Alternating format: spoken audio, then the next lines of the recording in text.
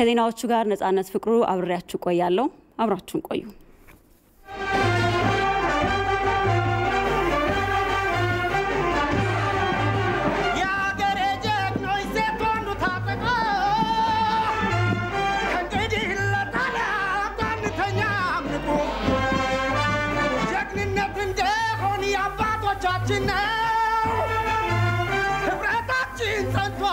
መምታቴኛ ነው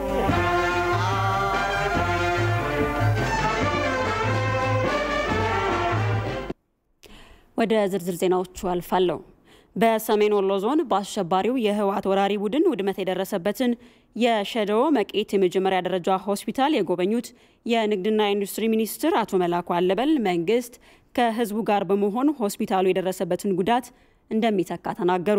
ከ300 ሺህ በላይ ለሚሆኑ ዜጎች አገልግሎት ይሰጣል የተባለው የሸደዎ መቄት ሆስፒታል በአሸባሪው የህወሓት ታጣቂዎች ከ35 ሚሊዮን ብር በላይ የሚገመት የንብረትና ዘረፋ ውድመት ደርሶበታል። ንብረት የተሆነ ተጨማሪ ዘገባ አለው። አሸባሪው የህወሓት ኃይሎች በሰሜን ወሎ ዞን መቄት ወረዳ በወረራ በቆዩባቸው ቀናት የግልና የመንግስት ተቋማትን ዘርፈዋል። መውሰድ ያልቻሉትን መገልገያ ቁሳቁስ ደግሞ በመሰባበር ከጥቅም ውጭ አድርገዋል። በሽብር ቡድኑ ዘረፋ ከተፈጸመባቸው ተቋማት መካከል ሸደሆ መቄት የመጀመሪያ ደረጃ ሆስፒታል አንዱ ሲሆን ከ35 ሚሊዮን ብር በላይ የሚያወጣ የህክምና ቁሳቁስ ዘረፋ ተፈጽሞበታል ተብሏል። የፍላቂት ገረገራ ነዋሪዎች ሆስፒታሉ ሙሉ በሙሉ በመዘረፉ ህሙማን በስቃይ ውስጥ መሆናቸውንና እናቶች በወሊድ ምክንያት ለሞት እየተዳረጉ መሆናቸውን ለኢትዮጵያ ቴሌቪዥን ተናግረዋል። አልጋውን ሁላ ጫኑት፣ በቃ መድኃኒት ጫኑ። ከዛ በኋላ እናቶቻችን የሚወልዱ ነበሩ። በቃ በወሊድ አሁን አንዲት እናት ሞታለች። በዚህ እነሱ ከመጡ ጀምሮ ማለት ነው። ወንድሞቻችን ነበሩ የአንጀት መታጠፍ ምናምን ይደረሰባቸው እየታወቀ በሽታቸው ሞቱ። ህክምና ስለሌለ ኤችአይቪ ታካሚዎች አሉ፣ የስኳር በሽተኞች አሉ፣ በቃ የተለያየ መድኃኒት የሚወስዱ ሰዎች አሉ። እነዚህ ሰዎች አሁን ጥላት የኛም ቦታ ከያዘበት ቀን ጀምሮ በቃ ምንም መድኃኒት የሚባል ነገር የለም። የሆስፒታሉ ስራ አስኪያጅ አቶ ይበልጣል ጌታ ሆስፒታሉ ከ300 ሺህ በላይ ለሚሆኑ ዜጎች ህክምና ይሰጥ እንደነበረ ጠቅሰው አገልግሎቱ በመቋረጡ በቀላሉ ታከመው መዳን የሚችሉ ዜጎች እየሞቱ እንደሆነ ይናገራሉ። ማህበረሰቡ የህክምና አገልግሎት እያገኘ አይደለምና ይሄን እያገኘ ባለመሆኑ ከፍተኛ የሆነ ኪሳራ የሰባዊ ኪሳራ እየገጠመን ነው ያለው እንደ ወረዳ ማለት ነው። በርካታ ወላዶች በቤታቸው እየወለዱ በደም መፍሰስ እየሞቱ ነው ያሉት። ጨቅላ ህጻናቶች እየሞቱ ነው። የድንገተኛ ህክምና ችግር የገጠማቸው ሰዎች በቀላሉ ታክመው መዳን የሚችሉትን ወገኖቻችን እያጣን ነው ያለን። መንግስት አጋር አካላትና ሁሉም ኢትዮጵያውያን ለሸደሆ መቄት ሆስፒታል ድጋፍ በማድረግ ሆስፒታሉን ስራ ለማስጀመር እንዲያግዙ ስራ አስኪያጁ አቶ ይበልጣል ጌታ ጥሪ አቅርበዋል። ህንጻው ብቻ ነው እዚህ ጋር የምታዩት ማለት ነው ይሄ ሆስፒታል። ስለዚህ የሚመለከታቸው አካላቶች ለዚህ ማህበረሰብ ጉዳት ያገባናል ብለው የሚያስቡ ሰዎች ርብርብና ድጋፍ ቢያደርጉልን መንግስታዊ የሆኑ አካላቶች መንግስታዊ ያልሆኑ ድርጅቶች ሊሆኑ ይችላሉ። በጎ ፈቃደኛ ሰዎች ይሄን ቢያደርጉልን እኛ ወደ ሙሉ የህክምና አገልግሎት መስጠት ተግባራት በአጭር ጊዜ በፍጥነት ልንገባ እንደምንችል ያለንን ቁርጠኝነት መግለጽ ነው የምንፈልገው። የሆስፒታሉን ውድመት በቦታው በመገኘት የተመለከቱት የንግድና ኢንዱስትሪ ሚኒስትሩ አቶ መላኩ አለበል መንግስትና ህዝቡ በመተባበር የደረሰውን ችግር ለመፍታት ይሰራል ብለዋል። ከፍተኛ የሆነ የጭካኔ ጥግ የተገለጸበት በደል ደርሷል።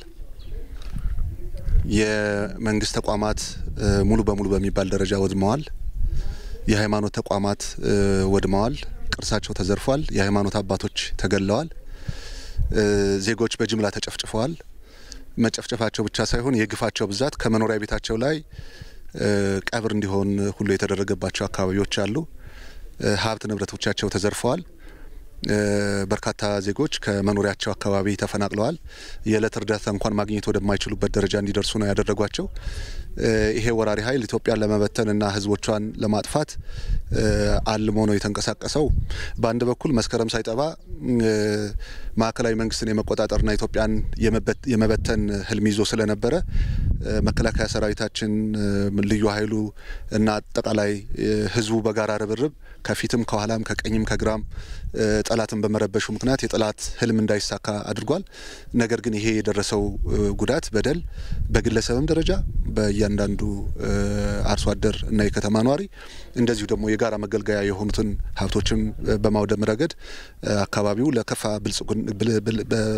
ብስቁልና ሊጋለጥ በሚችል መንገድ ጉዳት እንዳደረሰና የወራሪነቱንና የጭካኔውን የጥላቸውን ጥግ ያሳየ ዘረፋና ውድመት እንደደረሰ ተመልክቻለሁ። ይሄ እንግዲህ ህዝብን በማስተባበር የመንግስትን አቅም በመጠቀም የሚፈታ ችግር ነው የሚሆነው። ከአሸባሪው የህወሓት ታጣቂ ኃይሎች ቁጥጥር ነጻ የወጣችው የሰሜን ወሎ ዞን መቄት ወረዳ በቡድኑ ከፍተኛ ዘረፋ የተፈጸመባት በመሆኑ በርካታ ዜጎች የዕለት ደራሽ ድጋፍ ጠባቂ ሆነዋል። ሁሉም የመንግስት ተቋማት ላይም ዘረፋ በመፈጸሙ ዜጎች ምንም አይነት አገልግሎት እያገኙ አይደለም። ለኢቲቪ ንብረት የተሆነ ከፍላቂት ገረገራ። በተያያዘ ዜና በአማራ ክልል አሸባሪው ያደረሰውን ዘረፋና ውድመት ተዘዋውረው የጎበኙት የንግድና ኢንዱስትሪ ሚኒስትሩ አቶ መላኩ አለበል ኢትዮጵያን ለመታደግ ወጣቱ መከላከያን እንዲቀላቀል ጥሪ አቅርበዋል። የውስጥና የውጭ ኃይሎች በመናበብ ኢትዮጵያን ለማጥፋት እየሰሩ ነው ያሉት ሚኒስትሩ ጠላታችን መመከት የሚቻለው ጠንካራ ሰራዊት ሲኖር በመሆኑ ወጣቶች መከላከያን እንዲቀላቀሉ እየተቀላቀሉ ሊሰለጥኑ ይገባልም ብለዋል። ኢትዮጵያም ለዚህ ጥሪ እያደረገች መሆኑን ተናግረዋል። ኢትዮጵያ የውስጥም የውጭም ጠላት በጋራ ተሰልፎ ለመበተን ለማጥፋት ከመቼውም በበለጠ የተሰለፈበት ጊዜ ቢኖር አሁን ነው። ይሄንን መመከት የምንችለው ስንደራጅ ነው። ይሄንን መመከት የምንችለው ስንሰለጥን ነው። የምንደራጀውና የምንሰለጥነው በመከላከያ ሰራዊት ውስጥ ሆነን ነው። በፌደራል ኃይሎች ውስጥ ሆነን የምንሰራቸው ስራዎችን ስናጠናክር ነው። ልዩ ኃይሉ ውስጥ ሰራዊት ልናሰማራ እንችላለን። ሚሊሻው ሰራዊት ልናሰማራ እንችላለን። ይሄን ወጣቱ ቁርጠኛ ሆኖ ለሀገሬ መሰለፍ አለብኝ ብሎ መወሰን መቻል አለበት። ሀገር በመስዋዕትነት የተገኘች ናት። ሀገር የድል ውጤት ነች። ሀገር በርካታዎቹ ዋጋ ስለከፈሉባት ነው እዚህ ደረጃ ላይ የደረሰችው። ስለዚህ አሁንም ዜጎች በመከላከያ ሰራዊት ውስጥ ሆነው በልዩ ኃይል ውስጥ ተሰማርተው በሚሊሻ ውስጥ ሆነው ተደራጅተው ሰልጥነው በቅተው ከጠላት በላይ ሆነው ተገኝተው የውጭንም የውስጡንም ጠላት ለመመከትና የኢትዮጵያን ሕልውናና አንድነት ሉዓላዊነት አስጠብቀው እንዲቀጥሉ ኃላፊነት አለባቸው። ይሄ የዜግነት ኃላፊነት ስለሆነ ይህንን ኃላፊነታቸው እንዲወጡ በመላው ኢትዮጵያ የሚኖሩ ወጣቶች ይህንን ሀገራዊ ጥሪ ተቀብለው በመከላከያ ሰራዊታችን ውስጥ እንዲገቡ፣ እንዲመዘገቡ፣ እንዲሰለጥኑ፣ እንዲደራጁና የኢትዮጵያን ጠላት በጋራ እንዲመክቱ ነው መልእክት ያስተላለፍኩት። ይሄ ዛሬም ነገም ተጠናክሮ መቀጠል ያለበትና ኢትዮጵያን የምንወድ ሁሉ የኢትዮጵያዊነት ፍቅራችንን የምንገልጽበት ትክክለኛው ቦታ መከላከያ ሰራዊት ስለሆነ ወጣቶች ይህንን ኃላፊነት እና ይህንን እድል በአግባቡ እንዲጠቀሙበት ነው መልእክት ማስተላለፍ። ሚኒስትሩ አቶ መላኩ አለበል ተዘዋውረው በጎበኟቸው የአማራ ክልል አካባቢዎች በርካቶች መፈናቀላቸውንና ሀብት በሰፊው መዘረፉን ተናግረዋል። የተፈናቀሉትን ለመደገፍና የተጎዱ አካባቢዎችን መልሶ ለመገንባትም የፌዴራል መንግስትና የክልል መንግስታትን የሚያደርጉትን ጥረት ህዝቡ ሊያግዝ እንደሚገባው ሚኒስትሩ መልእክታቸውን አስተላልፈዋል። አሁን ዋነኛው ስራ መሆን ያለበት ይሄ ጠላት የኢትዮጵያ ስጋት ሊሆን ወደማይችልበት ደረጃ ማድረስ ነው። ያለንን አቅም አስተባብረን ያለንን ጉልበት አስተባብረን ያለንን ኃይል አስተባብረን ጠላትን አይቀጡ ቅጣት ቀጥቶ ተመልሶ የኢትዮጵያ ስጋት ሊሆን ወደማይችልበት ደረጃ ማድረስና በአፈሙዝ ስልጣን በጉልበት ፍትሃዊ ያልሆነ ጥቅም የማግኘትንም እሳቤ ጭምር አብሮ መድፈቅ የሚቻልበትን ሁኔታ መፍጠር ነው። ይሄኛውን ደግሞ ህብረተሰቡን የማቋቋም ጉዳይ ጎን ለጎን የመስራት ነው። ከዚህ በፊት እርዳታ ነጻ ባለመሆናቸው ምክንያት በጠላት እጅ በመሆናቸው ምክንያት እርዳታ ያልደረሰላቸውን አካባቢዎች ሰራዊቱ እየገፋ እርዳታ እንዲደርስላቸው እያደረግን ስለሆነ ይሄ አሁን በወሎ አካባቢ የተጀመረውን እንቅስቃሴ የበለጠ በማስፋት ህዝባችን ከገባበት ብስቁልና ከደረሰበት በደልና ካለበት የእርዳታ እጥረት እንዲወጣ የማድረግ ስራ በፌደራልም በአካባቢውም ማህበረሰብና በክልሉ መንግስት እየተሰራ ስለሆነ ይህንን የበለጠ የማጠናከር ስራ ተጠናክሮ ይቀጥላል። እንደ ሪፖርተራችን ንብረት የተሆነ ዘገባ ከአማራ ተወላጆች ባለሀብቶች ጋር በመሆን በአሸባሪው የህወሓት ኃይሎች የተጎዱ የአማራ አካባቢዎችን የጎበኙት አቶ መላኩ በቀጣይ የተጠናከረ ድጋፍ ይደረጋልም ብለዋል።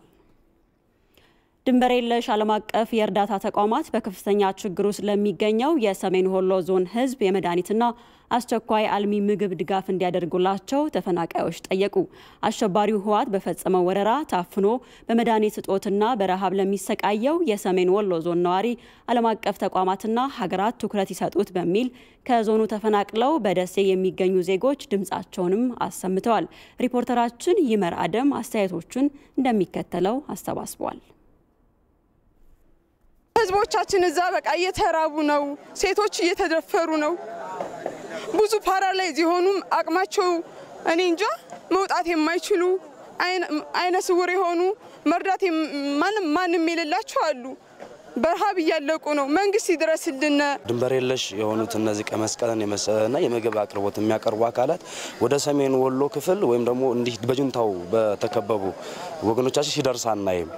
ግን አልፈውት ሲሄዱ እናያለን እንመለከታለን ይሄን ሰምተናል እና መንግስት ይሄን ባስቸኳይ ድንበር የለሽ የተባሉት ነቀይ መስቀል ገብተው መፍትሄ ሊሰጡ ይገባል እህቶቻችን ጫካ ላይ ብቻ አይደለም እየወለዱ ያሉ መንገር ላይም ሆኖ እየወለዱ ነው ስለዚህ በጣም በሽተኞች እየወደቁ ነው አስም በሽታ ያለባቸው ሰዎች በቃ እየሞቱ ነው ሂዳ ከምታነሳው ሬሳ ነው የሚበልጠው በበሽታና በዚህ አይነት ጉዳይ ምክንያት ማለት ነው ስለዚህ መንግስት ይሄን ጉዳይ ፈቶ ድንበር የለሾች እንደ ቀይ መስቀልን የመሰውን ባስቸኳይ ገብተው ለወገኖቻችን ምላሽ እንዲሰጡ እንፈልጋለን የዛሬው አይደለም የሚያሳዝነን ነገም ለማይ ነው ህደንም ሀዘን ላይ ነን እናቶቻችን ተደፍረዋል ሙተዋል በስነ ልቦና ሙተዋል በበሽታ እየሞቱ ነው ስለዚህ እንዴት ነው ምን ሆነውኛ ይሄን ለምን ነው ትኩረት ሰጥቶ መንግስት የእርዳታ ድርጅቶች ትግራይ ያሉ ያለም አቀፉ ጫና እንደምናቀው ያለም አቀፉ ማህበረሰብ ከጁንታው ጎን እንደተሰለፈ አውቀናልኛ ለአማራ ህዝብ እስካሁን የሚጮህን ያለም አቀፍ ማህበረሰብ አይቻላልም ማን ይድረስለት ለወሎ ህዝብ ማን ይድረስለት ለዋግምራ ህዝብ ማን ይድረስለት ለቆቦ ለራያ ህዝብ በሰሜን ወሎ አካባቢዎች ላይ ጁንታው በያዘባቸው አካባቢዎች ላይ ብዙ ወገኖቻችን በበሽታ ምክንያት መድኃኒት መድረስ ስላልቻለ በበሽታ ምክንያት እየሞቱ ነው እንዲሁም ደግሞ የምግብ እርዳታም እየገባላቸው ባለመሆኑ ምክንያት በከፍተኛ ሁኔታ እየተራቡ ያየን ነው ከዚህ በፊት በተለያዩ ጊዜ ለመንግስትም ከፍተኛ የውጭ መንግስታቶች የውጭ ተራድኦ ድርጅቶች ከፍተኛ የሆነ ለትግራይ በትግራይ ስም ምክንያት እንግባ እርዳታ እንደግፍ ያሉ ከፍተኛ የሆነ ተጽዕኖ ሲያደርሱ ነበር የነበረው ነገር ግን አሁን እነሱ የተመቻቸው ሁኔታ በአፋር በኩል አሁን በተመሳሳይ እርዳታ እየገባላቸው ነው ወደ ትግራይ ክልል እኛን እየወጉ በጁንታው አማካኝነት ለምን ገባ ማለት አይደለም ለምን ገባላችሁ ሳይሆን እኛም የአማራ ክልል ተወላጆች የአማራ ህዝብ ላይ ያሉት በተለይ በሰሜን ወሎ በጁንታው ባሸባሩ ጁንታ በተያዙባቸው ቦታዎች ላይ ያሉት ወገኖቻችንም የኛም ድጽ ሊሰሙ ይገባቸዋል ችግሩ በጣም ያስከፋል በቃ ጎራ ላይ ወጥተው ሲደውሉልህ ያመሃል በቃ አንተም ለመግለጽ ራሱ ቃላት የሚያንስ ነው በጣም ተርበዋል ብዙ ወገኖቻችን እያጣን ነው በበሽታ በጣም ክሮኒክ ዲዚዝ የሚባሉት እንደ ስኳር እንደ ደም ግፊት እነዚህ መድኃኒቶች ተቋርጠዋል ኦሬዲ ስለዚህ እነዚህ አሁን ጊዜ የማይሰጡ ናቸው መንግስት በአፋጣኝ ዓለም አቀፉ የረድኤት ድርጅቶች እነዚህ ወገኖቻችን ላይ እንድደርስልን እንላለን በጣም ከፍተኛ ሁኔታ ነው ያለው እዛ ችግሩ ማለት ነው የዓለም አቀፉ ማህበረሰብም ሆነ የዓለም አቀፉ ሚዲያ ታዋቂ የሚባሉት እና አልጀዚራ ቢቢሲ ሌሎችም ታዋቂ ሚዲያዎች ስለ ትግራይ ወንበዴ ቡድን ነው እየዘገቡ ያሉት ስለ አማራ ህዝብ ስቃይ ስለ አማራ ህዝብ ራብ ስለ አማራ ህዝብ ውሃ መጠማት ስለ አማራ ህዝብ መድኃኒት አጥቶ መሞት የዘገበ አንድ ሚዲያም የለም እናንተም ብትሆኑ አልዘገባችሁም ስለዚህ ሚዲያዎች ለምንድን ነው የአማራ ህዝብ ምን ግፍ ፈጽሟል ምን በደል ሰርቷል የአማራ ህዝብ የዋህ ስለሆነ ቅን ህዝብ ስለሆነ ኢትዮጵያ እንድትቀጥል ስለሚፈልግ የሚበደል የሚረገጥ ሮሮ የማይሰማ የትግራይ ህዝብ ወንበዴ ጁንታ ቤተክርስቲያን የሚያቃጥል ህዝብ የሚገል ሴት የሚደፍር ሌባ ወንበዴ ቡድን እርዳታ እየገባለት ለህዝብ እኮ ለትግራይ ህዝብ የሚገባው እርዳታ እኮ ለትግራይ ህዝብ እኮ አልደረሰም እኮ እናቃለን እኮ ወንበዴው ነው እየበላ እየታገለ ያለው መንግስት ደግሞ ጦርነቱ እንዲቆም አልፈለገም ማለት እስከ ማለት ደርሰናልኛ የሰሜን ወሎ ህዝብ እንደሚታወቀው ይህ ጁንታ ቡድን ወደኛ አካባቢ ሳይመጣ ድረስ ከመጨረሻው ሰዓት ድረስ ያቅም ታግሏል አሁንም ሁኔታው ቦታውን ያላስደፈረ ቦታ አለ ወርቄ ድሬ ሮቃ አካባቢ ማለት ነው ግን እዛ አካባቢ ለምሳሌ እኛ ከመጣንበት ሀራና ወልዳይ ምናምን ንጹሃኖች አሉ በነዛ ጉዳይ ላይ ዝምታን ለምን መረጠ የዓለም አቀፉ የረድኤት ድርጅቶች ነቀይ መስቀል እነዛ ወደ ትግራይ ነው ብዙ ጊዜ አይሄዱ አይደለም ወደዛም ግን የኛን ማህበረሰብ እንደተረሱት ዝምታዎች በስተዋል አሸባሪውን የህወሓት ቡድን በመፋለም አስደናቂ ጀብዱ እየፈጸሙ መሆኑን በማይጠብሪ ግንባር የተሰማሩ የፋኖ አባላትና መሪዎች ገለጹ። አሸባሪ ቡድኑን ለመቅበር ከመከላከያ ሰራዊትና ከሌሎችም የጸጥታ ኃይሎች ጋር በመሆን ተጋድሏቸውን አጠናክረው እንደሚቀጥሉም የፋኖ አባላት ተናግረዋል። ይሄ ነው ዋጋቸው። ተጨማሪ ዘገባ አለው።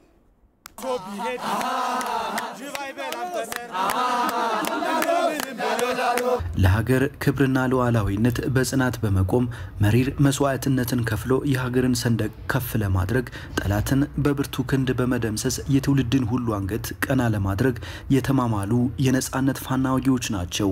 ፋኖዎች ደማቸውን አፍስሰው አጥንታቸውን ከስክሰው ሀገርን ከነድንግል ክብሯና ማንነቷ ያቆዩ አባቶችንና ቅድመ አያቶችን አደራ የመጠበቅም ቃል ኪዳን ነው ፋኖነት። ፋኖ ዛሬም እንደ ትላንቱ ከኢትዮጵያ ጠላቶች ጋር ፊት ለፊት ለፊት ተጋፍጦ አስደማሚ ተጋድሎዎችን በማድረግ ጠላትን እያሳፈረ ነው። አሁን ላይም ኢትዮጵያን ለመበታተን አልሞ ውጊያ የከፈተውንና ወረራ የፈጸመውን አሸባሪውን የህወሓት ቡድን በማይጠብሪ ግንባር ከመከላከያ ሰራዊት ጋር በመሆን አይቀጡ ቅጣት እየቀጡት መሆኑን የፋኖ አባላቱ ይናገራሉ። መጀመሪያ በማይጠምሬ ግንባር ነበር። ከማይጠምሬ ግንባር ወደ ጋይንት ግንባር ሲከብድ ወደ ጋይንት ግንባር ሄደም እዛ ምሽግ ሰብረናል። ብዙ ታሪኮችን አስመዝግበናል። ከመከላከያ ሰራዊት ጋር ከልዩ ኃይል ጋርና ከመንሻጅ ጋራ በመሆን ገድላችን አስመዝግበናል። ብዙ መሳሪያዎች ማርከናል። አሁን ደግሞ ወደዚህኛው ኃይል ሚዛን ሲመጣ ደግሞ ወደዚህ መተናል። አሁን ምርጥ ነው። በቃ ዛሬ የሚያስደስት ነው። ወጣቱ ምንም ለጥይት አይፈራም። ወጣቱም በድል ነው የተዋጣው። ሁሉን እስከምንፈልገው ነገር ነው ያደረግነው። በቃ ዛሬ በራሱ መሳሪያ የሚፈልገው ቦታ ላይ የሚፈልገው ሰው ነው የመታ ነው። በቃ እኛ በምንፈልገው ቦታ እስከምንፈልገው ድረስ ሌላ ኃይል እኛን አጋጅ እስከሚመጣልን ድረስ እስከምንፈልገው ቦታ አድርሰን ተቀይረን ነው የወጣው። የፋኖ አባላቱ በአሸባሪ ቡድኑ ላይ ከፍተኛ የመሳሪያና የሰው ኃይል ኪሳራ ያደረሱ ስለመሆኑም አንስተዋል። ከአሸባሪ ቡድኑ መሳሪያ በማረክም በራሱ መሳሪያ በመውጋት ድል እያስመዘገቡ መሆናቸውንም ጠቁመዋል። በጣም በሙሉ ልቦና ራበን ጣመን ሳንል ጠላትን በማባረር መሳሪያዎችን በመደምሰስ በመቀበል 3 ሞርተር 2 ድሽቃ 3 ቁምቡላዎችን የሞርተር የድሽቃ ተማርከናል። ያንም ለመከላከያ አስረክበናል። ሄዶ ማርከናል። መሳሪያ ይሄ መሳሪያ ትላንት የተማረከ መሳሪያ ነው። ከጠላት ላይ ብዙ ገድሎችን አስመዝግበናል። አሁንም ከመከላከያ ሰራዊት ጋር ሆነን እየተዋጋን እየታገልን ያለ ነው። ራሴ እኔ ቦምብም የነበረ መጀመሪያ ሌላ ትጥቃል ያስኩም ክላሽም ምናምን አላስኩም። ቦምብ ያስኩ ከቤቷ እንደተጠመደሽ አየናት። ቦምቧን ወረረን መሳሪያውን አስጣለው አነሳዋት ይዣት ሄድኩ ወደ ውጊያ። በቃ አሸባሪ ቡድኑን እስከ መጨረሻው ለመደምሰስም ተጋድሏቸውን አጠናክረው እንደሚቀጥሉም የፋኖ አባላቱ ተናግረዋል። በልበ ሙሉነት በታታሪነት ማንም ይምጣ ማንም ቀጥረኛም ይምጣ አሁንም ከመፋለም ወደ ኋላ አንልም። ለሚንቀሳቀሰው ትግልም ቀጣይም ያለን ሞራል እንዳለና ጠላትን ተከትለን እስከ መቀሌ ለማድረስ ዝግጁ ነን። ወጣቱ በየከተማው ያለው ወጣት ተደራጅቶ ሰራዊቱን እንዲደግፍ የኔ ሀገር ባለውለታ ሰራዊት እንዲደግፍ ፋኖ እንዲደግፍ መንሻን ልዩ ኃይል እንዲደግፍ መደራጀትና መነቃነቅ አለበት። አሁን ህዝባዊ ማድረግ አለብን። መንግስት ክተት ብሏል። ህዝባዊ አድርገን ሁሉም ወደ ጦር ግንባር ዘምቶ ሰራዊቱን እየደገፈ አብሮ መዋጋት አለበት የሚል መልእክት ማሳለፍ። በማይጠብሪ ግንባር እየተመዘገቡ ላሉ ድሎች የፋኖ ሚና የጎላ ስለመሆኑ የግንባሩ የመከላከያ ሰራዊት ከፍተኛ አዛዥ ይናገራሉ። ከ25 እስከ 29 በነበረው ውጊያ ፋኖዎች አሉ እኛ ጋር የተደራጁ በተለይ የጎንደር አካባቢና የጠገዴ ፋኖዎች አሉ። እነዚህ ልክ እንደኛ ነው እየተዋጉ የመጡ የታጠቁ ናቸው። ልክ እንደ ሰራዊቱ ነው የሚዋጉት። እንደ ሰራዊቱ ነው ግዳጅ ምን ሰጣቸው። ልክ እንደ መደበኛው እንደኛ መከላከያ ሰራዊት ግዳጅ እንሰጣቸው እና ጠቅላላ ውጊያችን የጥምር የሁሉንም አቅም ያሰባሰበ የሁሉንም አቅም የተጠቀመ ውጊያ ነው። በማይጠብሪ ግንባር አጠቃላይ የጸጥታ ኃይሉ ቅንጅት የሰመረ መሆን እየተመዘገቡ ላሉ ድሎች የጎላ ሚና መጫወቱም ተገልጿል። ለኢቲቪ ይህነው ዋጋቸው ከማይጠብሪ ግንባር። በአማራ ክልል ጎንደር ከተማ ቀበሌ 18 በአንድ ህገወጥ የጦር መሳሪያ አዘዋዋሪ ግለሰብ መኖሪያ ቤት ውስጥ በተደረገ ፍተሻ 4978 የክላሽና 2790 የብሬን ጥይት በቁጥጥር ስር ዋለ። ጥይቶቹን በቁጥጥር ስር መዋል የተቻለው የብሔራዊ መረጃና ደህንነት ከአማራ ክልል ፖሊስ ጋር በመተባበር መሆኑም ተገልጿል።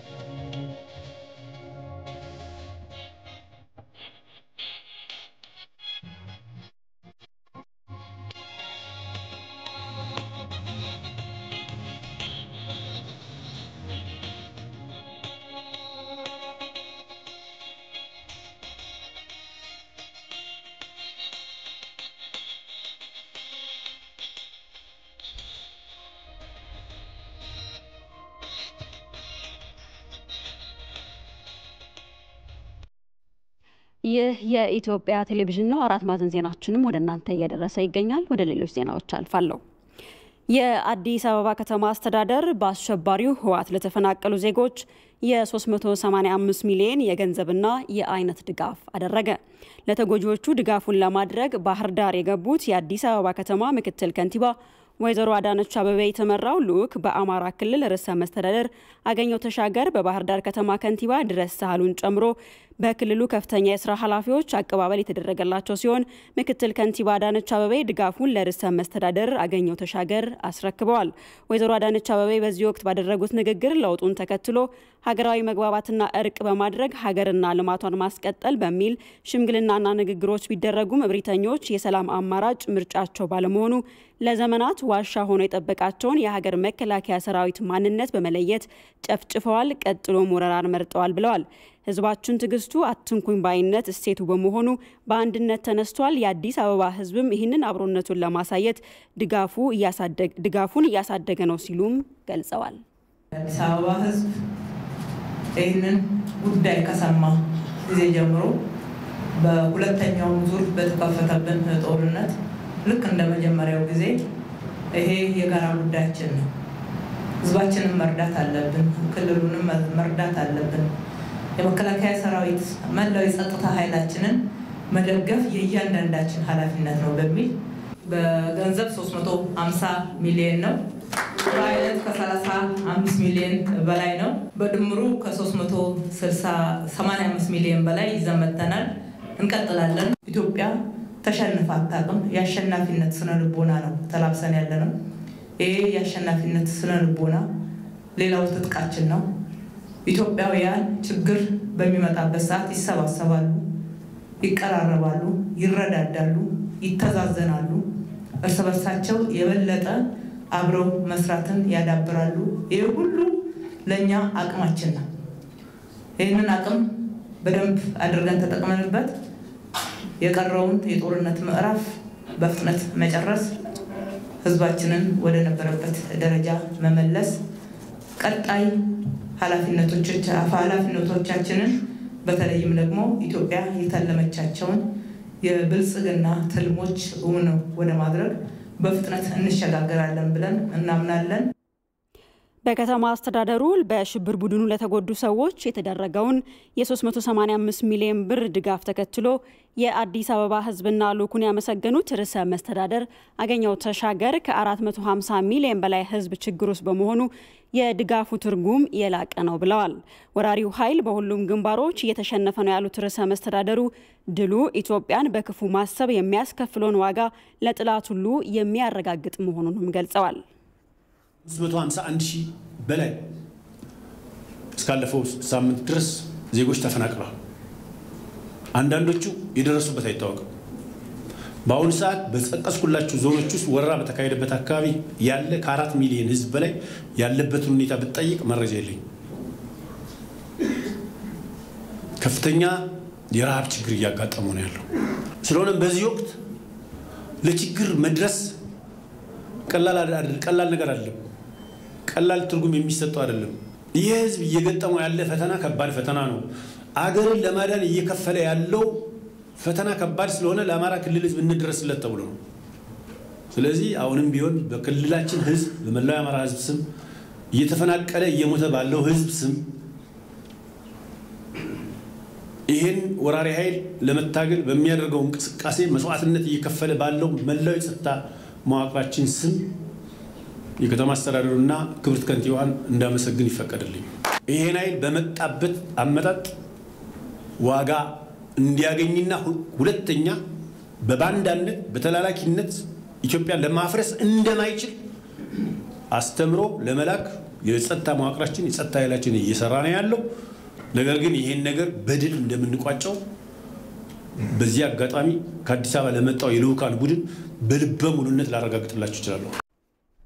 እንደ ሪፖርተራችን ራይል ፍሬው ዘገባ በልዑኩ የተካተቱት የሀገሪቱ ሚዲያዎች ከፍተኛ የስራ ኃላፊዎች በወረራ የተጎዱ የህብረተሰብ ክፍሎችንና ወረራ የተፈጸመባቸውን ስፍራዎች እንደሚመለከቱም ተገልጿል።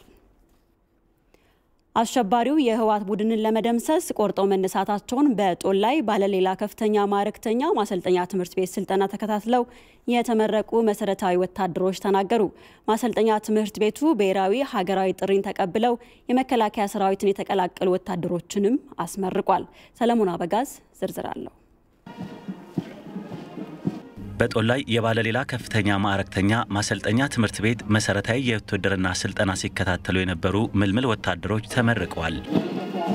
እነዚህ ብሔራዊ የሀገርን ጥሪ ተቀብለው የመከላከያ ሰራዊትን የተቀላቀሉ ተመራቂ ወታደሮች ከመላው የኢትዮጵያ ክፍሎች የተውጣጡናም የመከላከያ ሰራዊት ያወጣውን መስፈርት አሟልተው ስልጠናን ሲከታተሉ የነበሩ ናቸው። በቆይታቸውም መሰረታዊ የውትድርና ስልጠናን በተግባር እና በንድፈ ሐሳብ ተከታትለው በብቃት ያጠናቀቁ መሆናቸውን በምርቃት ስነ ስርዓቱ ላይ ተገልጿል። እነዚህ የዛሬ ተመራቂ ምልምል ሰልጣኞች በማሰልጠኛ ትምህርት ቤታችን የተሰጠውን ልዩ ወታደራዊ ስልጠናዎች በተቀመጠው ስርዓተ ትምህርት መሰረት በማሰልጠን በየተሰጣቸው የትምህርት አይነት በአስተሳሰብ፣ በእውቀት፣ በክህሎትና በችሎታ የሚያስጨብጥ አካሄድ በመከተላችን ጥሩ የሆነ ወታደራዊ ብቃት ፈጥሯል።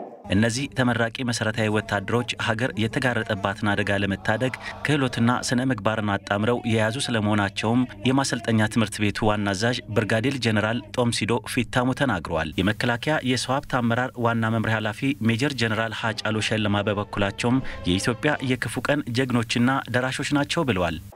በራሳችሁ ፍላጎት የዜግነት ግዴታን ይወጣለው ብላችሁ ወደ መሰረታዊ ውትድርና ስልጠና ገብታችሁ ስልጠናውን በተሳካ ሁኔታ አጠናቃችሁ ለዛሬ ምረቃ የደረሳችሁ ተመራቂዎች የኢትዮጵያ የክፉ ቀን ደራሾችና የቁርጥ ቀን ልጆቿ በትክክለኛ ወቅት የተሰለፋችሁ ጀግኖች በመሆናችሁ በድጋሚ እንኳን ደስ አላችሁ። አሸባሪው የህወሓት ቡድን በንጹሃን ዜጎች ላይ ግፍና መከራን አፈራርቋል ያሉት ሜጀር ጀነራሉም ሀገርን ለማፍራረስ ሴራ የጠነሰሰውን ይህንን አሸባሪ ቡድን ለመደምሰስ ተመራቂ ወታደሮቹም አቅም እንደሚሆኑም ገልጿል። ኢትዮጵያዊ ጀግንነትን በተግባር ማሳየት እንደሚሻ ጭምር በመግለጽ የሽብር ቡድኑ መጥፊያ ጊዜው ቅርብ መሆኑን የሚያረጋግጥ የድል ዋዜማ ላይ እንገኛለን።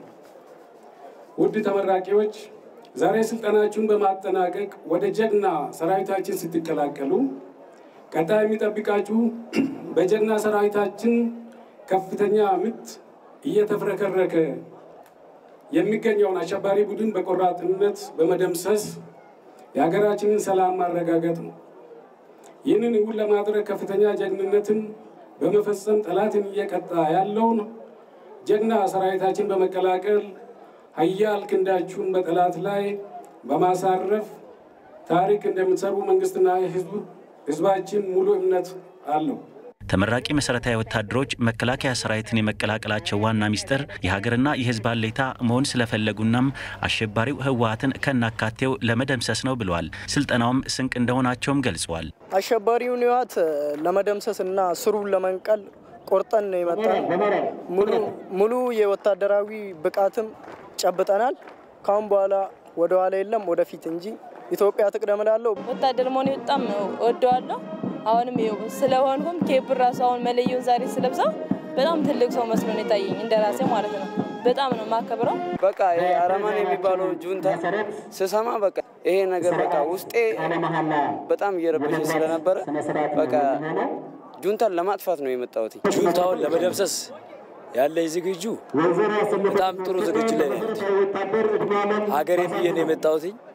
ለደምሰሳለሁ ሀገሬን ነጻ እስከምትወጣ ድረስ ለመታገል ዝግጁ ነኝ። በጦላይ ባለሌላ ከፍተኛ ማዕረግተኛ ማሰልጠኛ ትምህርት ቤት መሰረታዊ ውትድርና ስልጠናን ተከታትለው የቆዩና የተመረቁ ወታደሮች የሀገር ዋርካና ማገር በመሆን አሸባሪውን የህወሓት ቡድን ለመደምሰስም ቆርጠው ተነስተዋል። የእስራኤልና የኢትዮጵያን ዘመን መለወጫ ምክንያት በማድረግ የኢትዮጵያን ህልውና ሰላምና አንድነት ለማስከበር የድጋፍ ማስተባበሪያ መርሃ ግብር በእስራኤል ቴል አቪቭ ተካሄደ። በእስራኤል የሚኖሩ ትውልደ ኢትዮጵያውያንና ኢትዮጵያውያን የኢትዮጵያን ሰላምና አንድነት ለማስከበርና ለተፈናቃይ ወገኖች ድጋፍ ለማሰባሰብ መርሃ ግብር ማዘጋጀታቸውም ተገልጿል። በመርሃ ግብሩ ላይ በእስራኤል የኢትዮጵያ አምባሳደር ረታ አለሙ፣ የሃይማኖት አባቶች፣ የከተማ ተወካዮች፣ ከተለያዩ ከተሞች የመጡ የድጋፍ አሰባሳቢ ቡድን አባላት ተገኝተዋል። የአስተባባሪ ኮሚቴው ሰብሳቢ አቶ ሽልሙ ሞላ ባደረጉት ንግግር የኢትዮጵያ የውስጥና የውጭ ጠላቶች ሀገሪቱን ለማፍረስ ጥረት እያደረጉ ነው ብለዋል። በዚህ ጊዜ እኛ የቤተ እስራኤል ማህበረሰብ አባላት እጃችንን አጣጥፈን አንቀመጥም። የኢትዮጵያን ጉዳይ በቸልታ የምንተወው አይደለም። የተወለድንባት ያደግንባት ሀገራችን ህልውና ፈተና ውስጥ ሲገባ ዝም አንልም ብለዋል። በመሆኑም በዚህ ወቅት ለተፈናቀሉ ወገኖቻችን ልንደርስላቸው ይገባልም ብለዋል። ይህ የድጋፍ ማሰባሰቢያ መርሃ ግብር በየከተሞቹ እንደሚቀጥልም ተገልጿል። አያቶቻችን የተጋደሉላት የአፍሪካ የነጻነት ተምሳሌት የሆነችው የትውልድ ሀገራችን ሉዓላዊነት ለማስከበር ሙሉ ድጋፍ ለማድረግ ጠንክረን እንሰራለን ብለዋል። ኢትዮጵያ እንደ እስራኤል የጥንታዊ ስልጣኔ ባለቤት በመሆኗ የራሷ ቋንቋ፣ የራሷ ፊደል፣ የዘመን አቆጣጠር ያላት መሆኑ የሁለቱ ሀገራት ትስስር ልዩ እንደሆነም ገልጸዋል።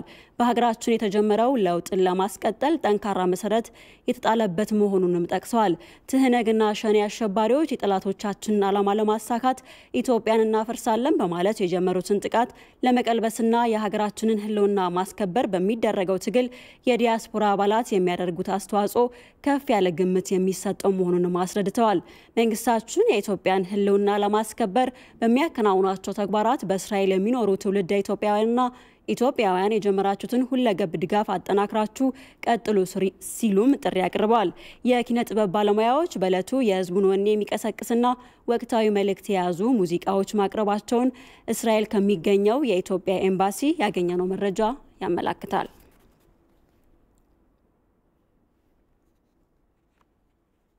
የምስራቅ ጎጃም ዞን የሁለት እጁነሴ ወረዳ በአሸባሪው ህወሓት ወረራና ግፍ ምክንያት በሰሜን ወሎ ባሉ አካባቢዎች ወላጆቻቸውን ያጡና ችግር ላይ ያሉ ተማሪዎችን ተቀብሎ ለማስተማር ዝግጁ መሆኑን አስታወቀ።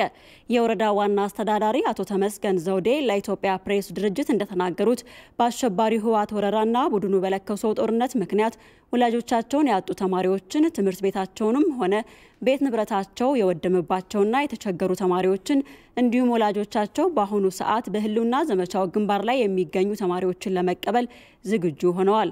ወረዳው ተማሪዎችን ሙሉ ወጪያቸውን ሸፍኖ አመቱን ሙሉ ለማስተማር ዝግጅት ማጠናቀቁን ዋና አስተዳዳሪው ገልጸዋል። ይህንን በተመለከተም ወረዳው ለሰሜን ወሎ አስተዳደር ደብዳቤ እንደላከና ተማሪዎችን ለይተው እንዲልኩላቸው ማስታወቃቸውንም ተናግረዋል። ወረዳው ካሁን በፊትም በህልውና ዘመቻው ላይ በግንባር ለሚገኙ የሰራዊት አባላት ድጋፍ ማድረጉን ያስታወሱት ዋና አስተዳዳሪው በዚህም ከ560 በላይ ኩንታል እህል 16 ሰንጋዎችና 22 በግና ፍየል ድጋፍ ማድረጉን አስታውቀዋል። የወረዳው ምክር ቤት ብቻ ሳይሆን የመንግስት ሰራተኞችና አርሶ አደሮች ተማሪዎችን ምንም ነገር ሳይጎልባቸው ለማስተማር ፈቃደኛ መሆናቸውንም አስታውቀዋል። ወረዳው የሚገኙ 57 ትምህርት ቤቶች ተማሪዎችን ለመቀበል የሚያስችል ዝግጅት እንዳደረጉም ነው ዋና አስተዳዳሪው የተናገሩት።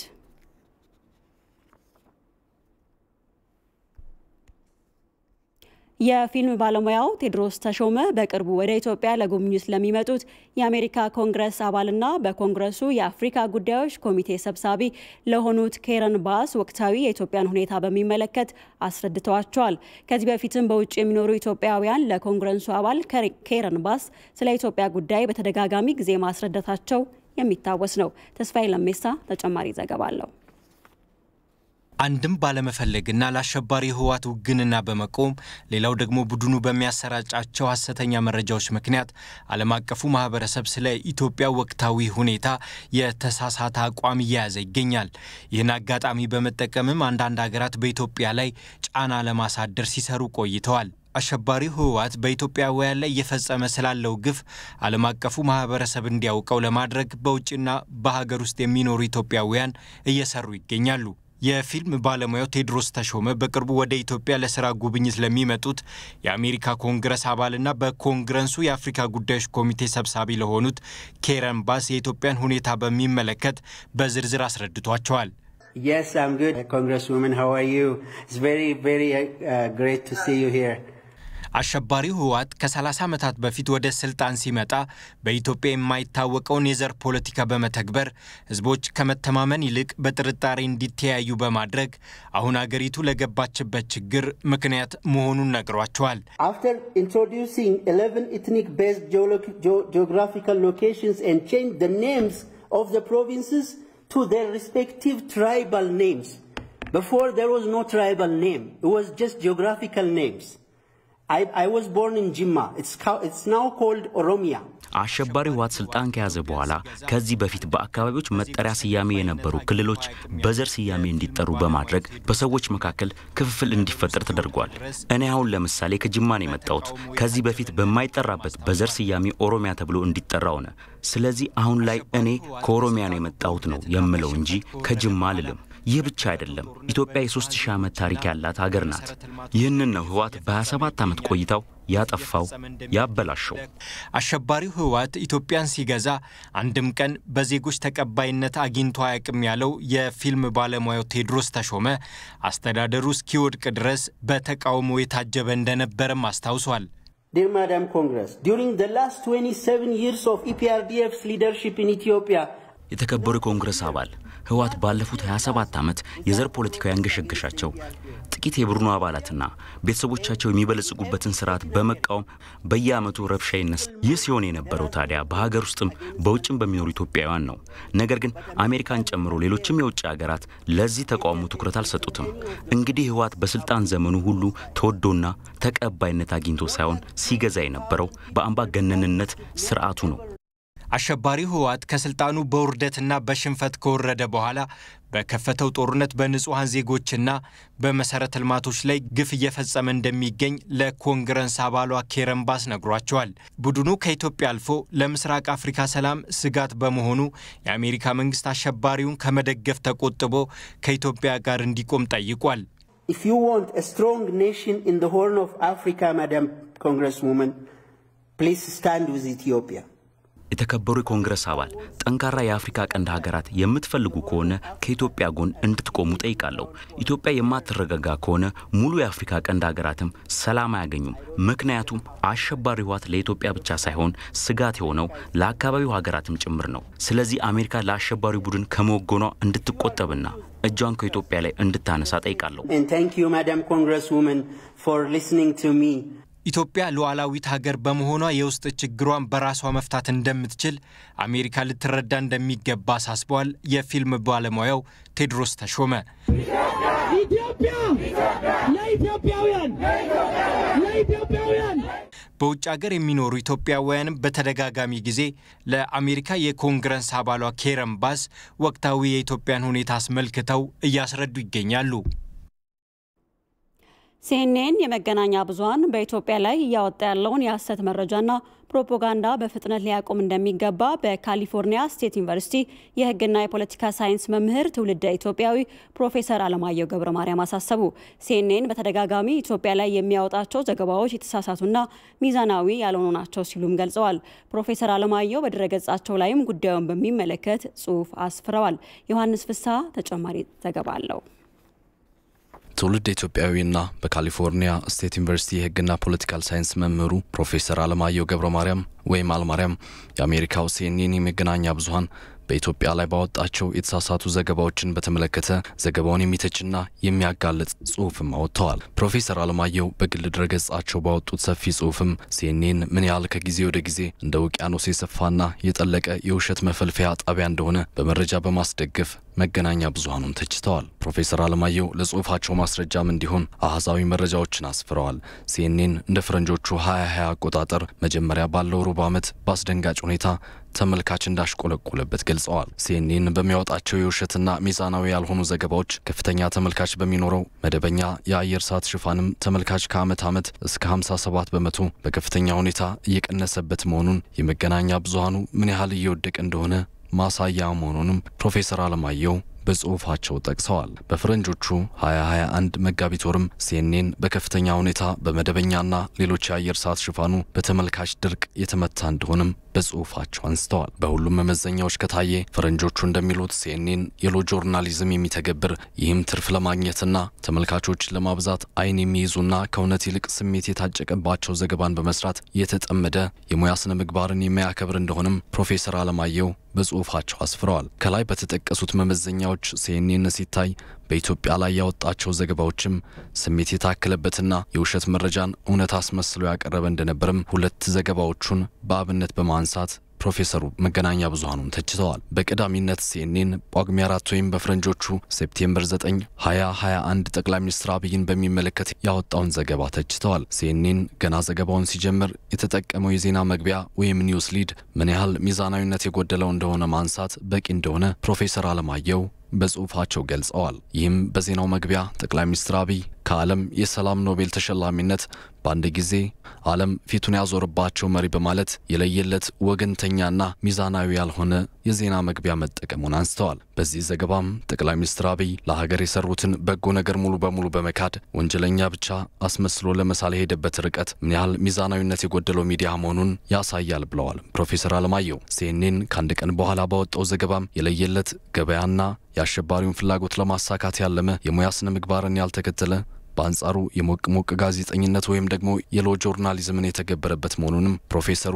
በጽሁፋቸው አሳይተዋል። ሲኤንኤን በሁመራ ሰቲት ወንዝ ተገኙ ያላቸውን አስከሬኖች ለመግለጽም የዘገባው መግቢያ ላይ ሰዎች ከእስር ቤት በገፍ ይወጣሉ፣ ከዚያም ወንዝ ላይ አስከሬናቸው ተጥሎ ሲንሳፈፍ ይታያል በሚል በውሸት የሰውን ስሜት ለማነሳሳት የሄደበት ርቀት መገናኛ ብዙሃኑ ምን ያህል የውሸት ፕሮፓጋንዳ ማሽን እንደሆነ ማሳያ ነው ብለዋል። ሲኤንኤን ይህንን ዘገባ ሲሰራ የተገኙት አስከሬኖች በምን የፎረንሲክ ምርመራ ተጣርቶ ትግራዋይ መሆናቸው እንደተረጋገጠ ለማሳየት እንደማይፈልግም ነው ፕሮፌሰር በጽሁፋቸው የገለጹት። ከዛ ይልቅ አስከሬን እያሳየ የሰውን ስሜት በመቀስቀስ ፍላጎቱን ለማሳካት የሄደበት ርቀት በሲኤንኤን ቤት የሙያ ስነ ምግባር ምን ያህል የዘቀጠ እንደሆነ አንስተዋል። ከዛ ውጪ በማይካድራና ሌሎች አካባቢዎች በአሸባሪ ህወሓት የተፈጸሙ ግፎችን ሲኤንኤን ለመዘገብ አለመፈለጉም ሌላው ሚዲያውን ጥያቄ ምልክት ውስጥ የሚጥለው መሆኑን አንስተዋል። በአጠቃላይ ፕሮፌሰር አለማየሁ ገብረማርያም ሲኤንኤን የመገናኛ ብዙሃን በኢትዮጵያ የከፈተውን የሐሰት ፕሮፓጋንዳና የተሳሳተ መረጃ የመልቀቅ ዘመቻን ሊያቆም ይገባል ብለዋል። በጽሁፋቸው መቋጫም ማልኮም ኤክስ ሚዲያን በተመለከተ የተናገረውን ንግግር አስፍረዋል።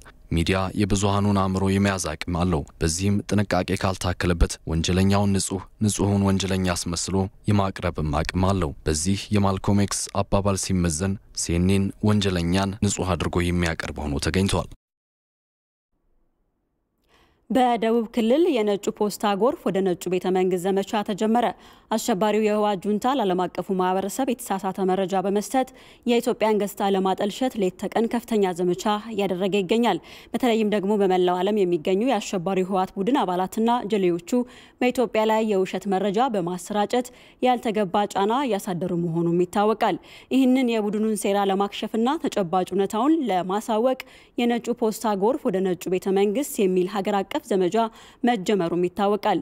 ይህ ዘመቻ የኢትዮጵያን እውነታ ለማሳወቅና የውጭ ጫናን ለመመከት ያለመ ነው። በዚሁ የሀገሪቱ ወጣቶችና ምሁራን በንቃት ይሳተፉበታል ተብሎ በሚጠበቀው የፖስታ መልእክት ዘመቻ በርካታ የደብዳቤ መልእክቶች ለአሜሪካ መንግስት እንዲደርሱ ታላሚ ያደረገ ነው። በዚህ ዘመቻ በደቡብ ክልልም ግማሽ ሚሊዮን የሚሆኑ ወጣቶች ይሳተፉበታል ተብሎ የሚጠበቅ ሲሆን ፕሮግራሙ ከመስከረም 4 እስከ 15 2014 ዓ.ም ድረስ የሚካሄድ ይሆናል። በዛሬው ዕለት የክልሉ ከፍተኛ አመራሮች በተገኙበት የዘመቻው ይፋዊ የማስጀመሪያ ፕሮግራምም ተካሂዷል። በማስጀመሪያ ዝግጅቱ ላይ በደቡብ ብልጽግና ፓርቲ የፖለቲካና ርዕዮተ ዓለም ዘርፍ ኃላፊ አቶ ስንታየ ወልደ ሚካኤልና የአደረጃጀት ዘርፍ ኃላፊዋ ወይዘሮ ፋጤ ሰርሞሎ ተገኝተዋል።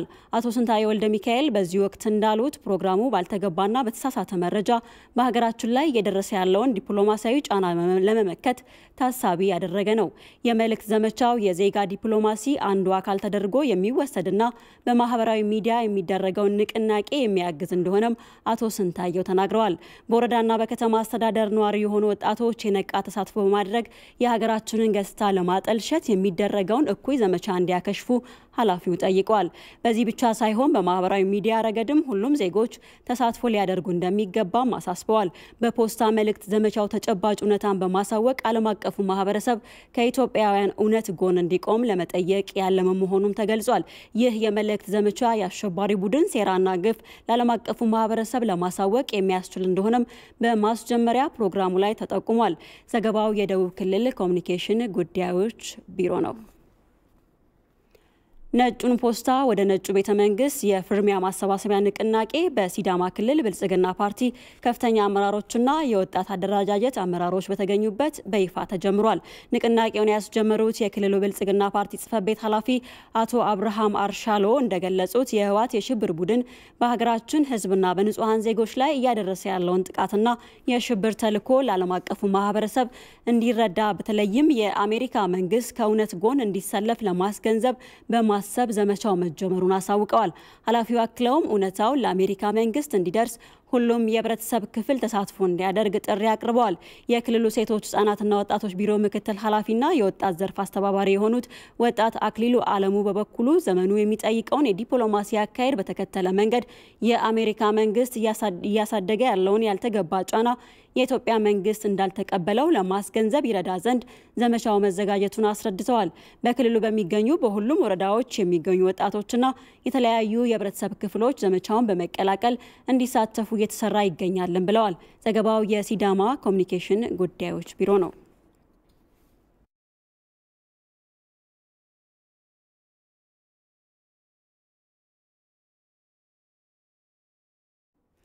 በቤንሻንጉል ጉሙዝ ክልል ኦዳ ቡልድጉሉ ወረዳ ከሳምንታት በፊት ተከስቶ በነበረው የጸጥታ ችግር ሳቢያ በአካባቢው ይስተዋል የነበረውን የሰላም ችግር ወደ ነበረበት ለመመለስ የወረዳው ማህበረሰብ ከጸጥታ ኃይሎች ጋር ባከናወኑ ዘመቻ አንጻራዊ ሰላም መታየቱን የክልሉ ሰላም ግንባታና ጸጥታ ቢሮ ገለጸ።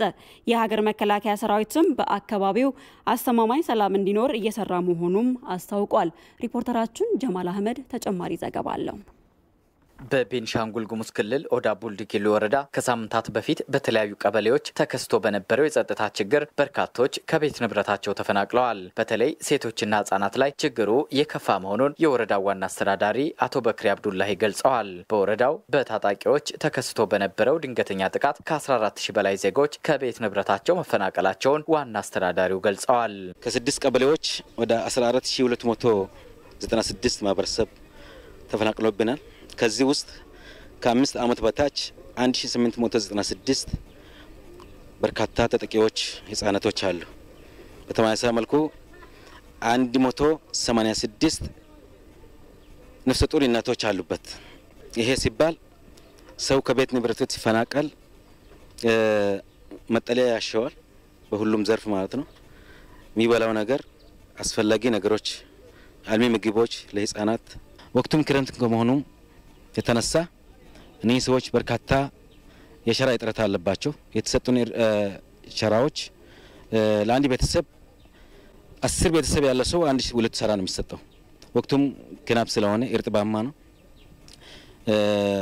ለቤተሰብ በቂ አይደለም። የተሰጡ ብርድ ልብሶች ተመሳሳይ መልኩ ያልደረሳቸው ቤተሰቦችም አሉ። ትልቅ ቅሬታ ፈጥሮብናል እነኚህ ቦታዎች ላይ። ስለዚህ ትልቅ እርዳታ ያስፈልገናል በዚህ ሁኔታ ላይ ማለት ነው። የቤንሻንጉል ጉሙዝ ክልል ሰላም ግንባታና ጸጥታ ቢሮ ምክትል ኃላፊ አቶ ሙሳ ሐሚድ እንደገለጹት የአካባቢውን ሰላም ወደ ነበረበት ለመመለስና የዜጎችን ደህንነት ለመጠበቅ የተለያዩ ስራዎች እየተሰሩ ይገኛሉ። መልሶ አካባቢው ወደ ሰላሙ ሁኔታ ለመሄድ የሚደረገው በተለይ የኛ ማህበረሰብ በራሱ ጊዜ ነክቶ ራሱ መጠበቅ አለበት በሚል የማደራጀቱ ስራ ብዙም ከፍተኛ ጥረት አድርገን በክልሉም በዞኑም በኩል ጥረት ተደርጎ ተደራጅተዋል። መከላከያ ሰራዊታችንም ህዝቡ ጎን ቆሞ በርካታ የታከቱ ህዝብን ለማስመለስ ችለዋል። በሀገር መከላከያ ሰራዊት የቤንሻንጉል ጉሙዝ ክልል ላይዘን ኦፊስ ኃላፊ ኮሎኔል ታዬ ቶሎሳ በበኩላቸው ሰራዊቱ በክልሉ የጸጥታ ችግር በተከሰተባቸው አካባቢዎች ሁሉ የቀደመውን ሰላም ለመመለስና ዜጎችን ለመታደግ እየሰራ መሆኑን ገልጸዋል። ህዝባችን ይዘን ለነገ የሚነጋ መሆኑን ለወደፊት ራእያችንም ደግሞ ህዝባችን ሰላም አግኝቶ ወደ ሰላም የሚመለስበት ሁኔታ ነው። ለዚህ ነው እንደ መከላከያ ሆነ እንደ ክልላችን ላይዘን ቢሮም መስዋዕትነትም እየተከፈለበት ያለ ሁኔታ።